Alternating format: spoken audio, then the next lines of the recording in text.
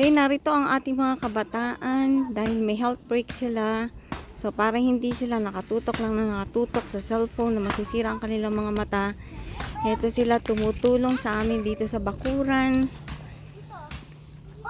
na maglinis para mataniman ng mga bumubungang puno at pakinabangan din nila ito sa kanilang mga paglaki.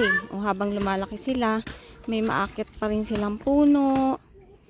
May makukuha silang mga pagkain sa paligid. Ayan po. Ito ang project po namin ngayon dito. Ayan po sila oh. Ayan.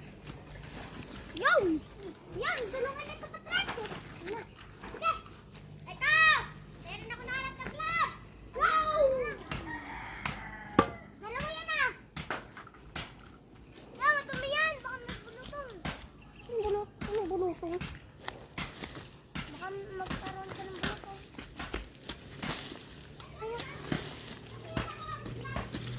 Wow, galing naman ni Patrick.